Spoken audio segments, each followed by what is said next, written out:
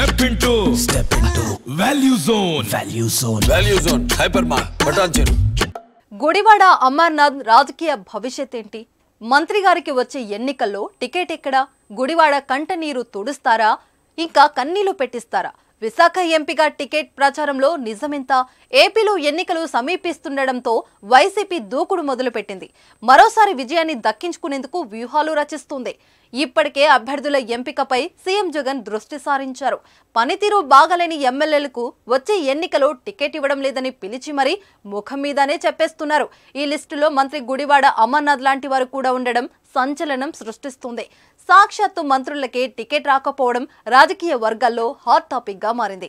అమర్నాథ్ ఎమ్మెల్యేగా ఉన్న అనకాపల్లి అసెంబ్లీ సీట్కు మలసాల భరత్ కుమార్ను ఇన్ఛార్జిగా వైసీపీ అధినాయకత్వం ప్రకటించింది.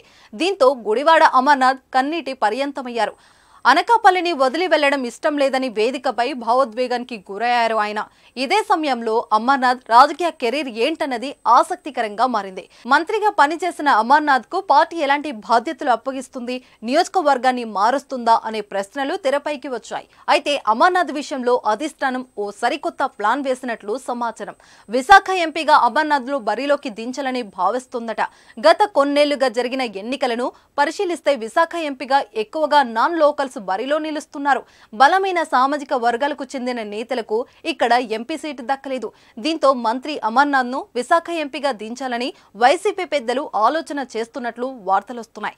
విశాఖ పార్లమెంట్ పరిధిలో కాపు యాదవుల ఓట్ల సంఖ్య ఎక్కువ. దీంతో కాపు ఓట్లు బ్యాంకు బలంగా కలిగి ఉన్న అమర్నాథ్ కు టికెట్ కేటాయించాలని ఆలోచన చేస్తున్నట్లు జోరుగా ప్రచారం జరుగుతుంది. అమర్నాథ్ ను దించితే లోకల్ సెంటిమెంట్ కూడా వర్కౌట్ అవుతుందనేది వైసీపీ ప్లాన్. మరి ఈ ప్రచారం నిజమెంతో చూడాలి. అనకాపల్లి టికెట్ నిరాకరించి కన్నీళ్లు పెట్టించిన జగన్ విశాఖ ఎంపీ టికెట్ ఇచ్చి కాస్త కన్నీళ్లు తుడుస్తారని అమర్నాథ్ ఆశతో ఎదురుచూస్తున్నారు. మంత్రి విషయంలో ఏం జరుగుతుందో చూడాలంటే కొన్ని రోజులు ఆగాల్సిందే.